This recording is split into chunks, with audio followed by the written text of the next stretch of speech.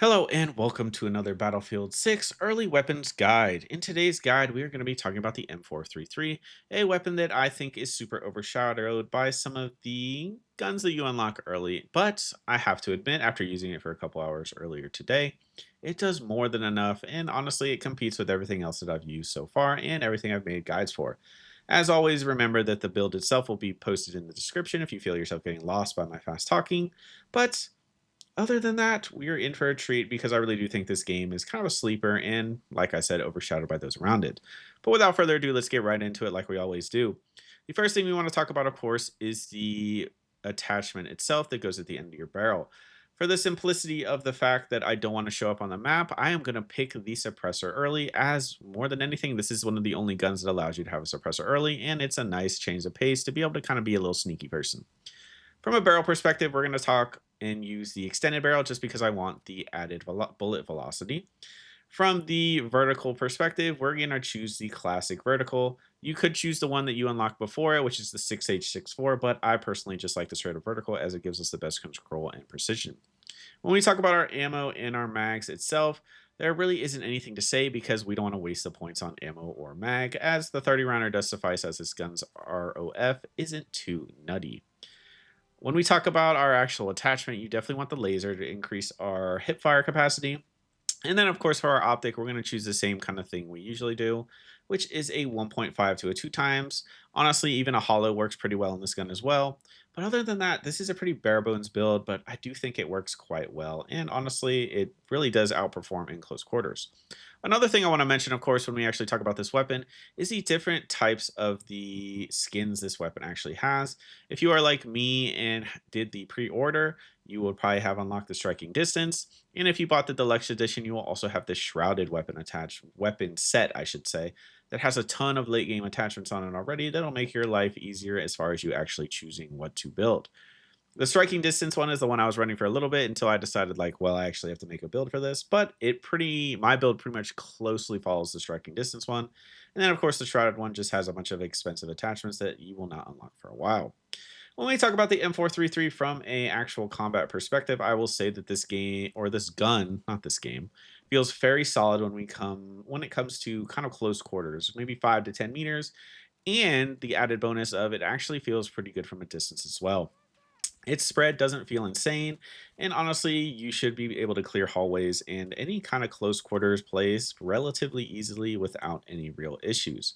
The only problem that I really have with this gun is that the rate of fire is less than the M4s, or at least it feels like it, of course. And this might lead you to just losing battles to things such as SMGs or anything like that that have a higher rate of fire simply because they can get more bullets out quicker than you. And I feel like in this game, that is what's going to give you the most bang for your buck. I do also think that the M433, though, is a more than capable assault rifle and something you could definitely run until you unlock either the spear or if you don't want to run any of the other weapons I've talked about in my guide so far.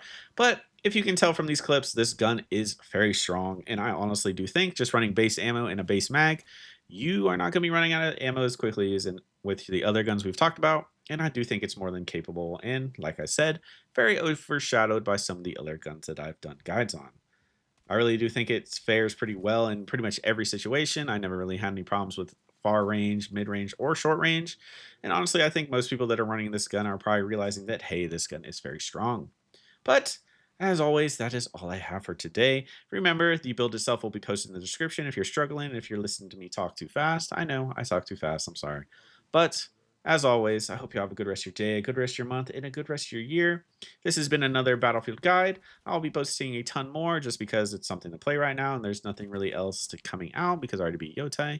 And yeah, as always, I hope I see you all in the next video, and I hope you're enjoying your time in Battlefield 6.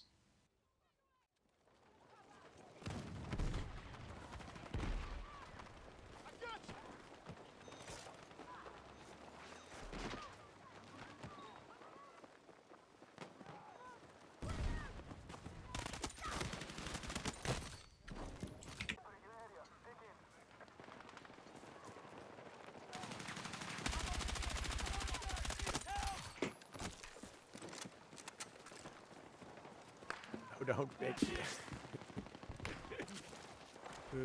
Fine. Guy Far? behind you. Let's move! You can't eat anything in Firehouse. I mean, yeah, maybe.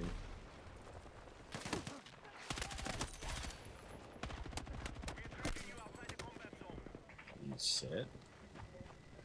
No? I'm about to start. About to start what?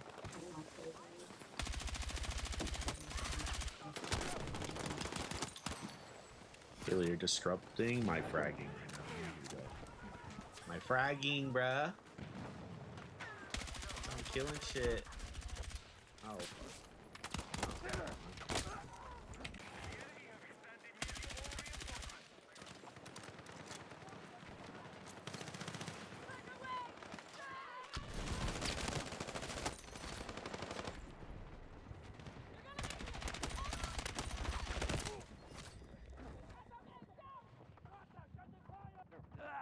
I need a fucking medic!